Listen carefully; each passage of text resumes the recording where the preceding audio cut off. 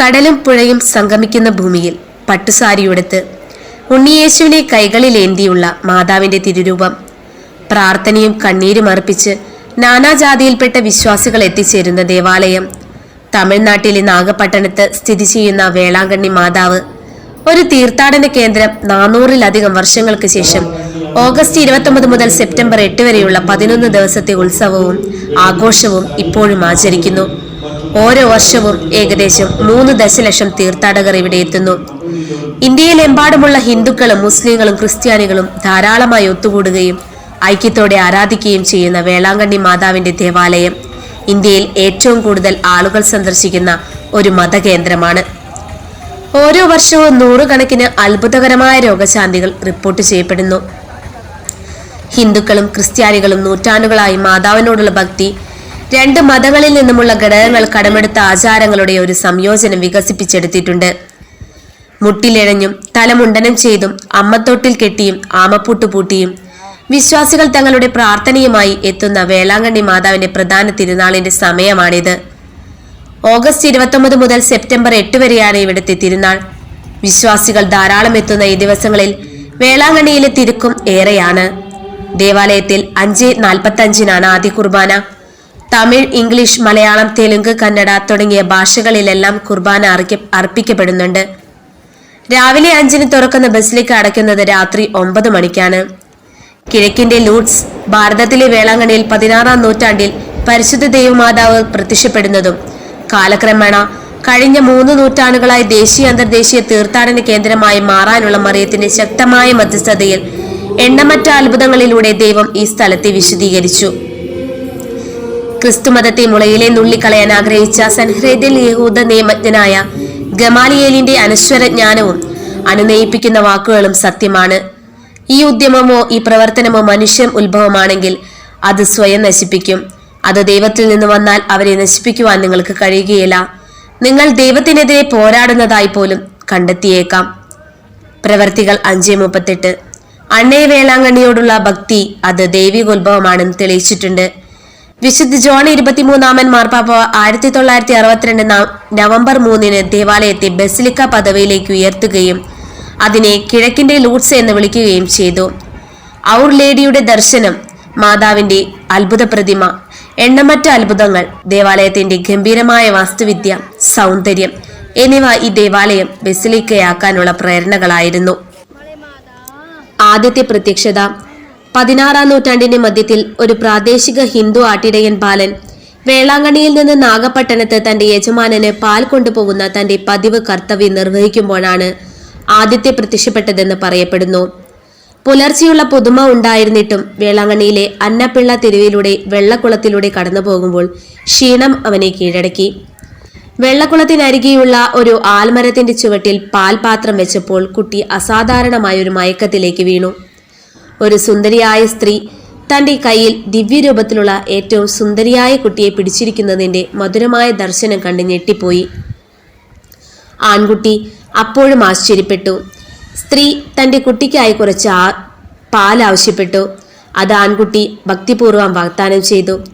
യജമാനന്റെ വീട്ടിലെത്തിയ കുട്ടി തന്റെ കാലതാമസത്തിനും പാലിന്റെ അളവ് കുറച്ചതിനും ക്ഷമാപണം നടത്തി. വഴിയിൽ സംഭവിച്ച സംഭവം വിവരിച്ചു. അക്ഷമനായ യജമാനൻ ആൺകുട്ടിയുടെ കഥ വിശ്വസിച്ചില്ല. എന്നാൽ അവിടെ ഉണ്ടായിരുന്ന എല്ലാവരെയും അമ്പരിപ്പിച്ചുകൊണ്ട് പാൽ പാത്രത്തിന് മുകളിലൂടെ ഉയർന്ന് പുറത്തേക്ക് ഒഴുകാൻ തുടങ്ങി. എന്തോ അത്ഭുതം സംഭവിച്ചു എന്ന് മനസ്സിലാക്കിയ മാസ്റ്റർ ദർശനം സംഭവിച്ച സ്ഥലം കാണണമെന്നാഗ്രഹിച്ച് ആ കുട്ടിയെയും കൂട്ടി ആ സ്ഥലത്തേക്ക് പോയി. അവർ സ്ഥലത്തെത്തിയപ്പോൾ മാതാവ് വീണ്ടും ആൺകുട്ടിക്ക് പ്രത്യക്ഷപ്പെട്ടു. പക്ഷേ യജമാനന് തിളങ്ങുന്ന പ്രകാശം മാത്രമേ കാണാൻ കഴിയൂ. യജമാനനും മറ്റുള്ളവരും അവളുടെ രൂപഭാവത്തിൽ വിശ്വസിക്കാൻ തുടങ്ങി. ദർശനം നടന്ന സ്ഥലത്തെ മാതാകുളം എന്ന് വിളിക്കാൻ തുടങ്ങി.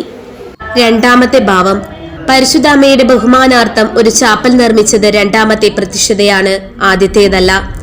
വേളാങ്കണ്ണിയിൽ ഒരു ദരിദ്രയായ വിധവയും അവളുടെ മുടന്തനായ മകനും താമസിച്ചിരുന്ന സ്ഥലത്ത് 2 വർഷങ്ങൾക്ക് ശേഷം രണ്ടാമത്തെ ദർശനം നടന്നതായി പറയപ്പെടുന്നു. മുടന്തൻ കുട്ടി എല്ലാ ദിവസവും നടുത്തിട്ട് എന്ന സ്ഥലത്തെ ഒരു ആൽമരത്തിന്റെ ചുവട്ടിലിരുന്ന് ദാഹിക്കുന്ന വഴി യാത്രക്കാർക്ക് മോർ വിൽക്കുന്നു. ഒരു ദിവസം വളരെ ശോഭയുള്ള ഒരു വെളിച്ചം അവന്റെ മുന്നിൽ പ്രത്യക്ഷപ്പെട്ടു. വെളിച്ചത്തിന്റെ നടുവിൽ നിന്ന് കൈകളിൽ ഒരു ദിവ്യ ശിശുവുമായി സമാനതകളില്ലാത്ത കൃപയുടെ ഒരു സ്ത്രീ. ആൺകുട്ടിയോട് ഒരു കപ്പ് മോർ ചോദിച്ചു. ആൺകുട്ടി അനുസരിച്ചു. അടുത്ത നഗരമായ നാഗപട്ടണത്തിലെ ഒരു ധനികനായ കത്തോലിക്കനെ ചെന്ന് അവളുടെ രൂപം അറിയിക്കാനും അവൾ പ്രത്യക്ഷപ്പെട്ട സ്ഥലത്തെ അവളുടെ പേരിൽ ഒരു ചാപ്പൽ സ്ഥാപിക്കാനും അവൾ അവനോട് നിർദ്ദേശിച്ചു. ലേഡിയുടെ വാക്കിൽ തന്റെ കാലുകൾ സാധാരണ നിലയിലായി ആൺകുട്ടി മനസ്സിലാക്കി.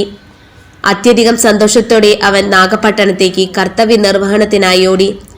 നാഗപട്ടണത്ത് എത്തിയപ്പോൾ ആ ബാലൻ ദർശനത്തിലെ മാന്യനോട് വിവരിച്ചു. വേളാങ്കണ്ണിയിൽ അവളുടെ ബഹുമാനാർത്ഥം ഒരു ചാപ്പൽ പണിയാൻ ആവശ്യപ്പെടാൻ അവൾ തന്നെ തന്റെ ദൂതനായി അയച്ചതായി അദ്ദേഹം മാന്യനെ അറിയിച്ചു.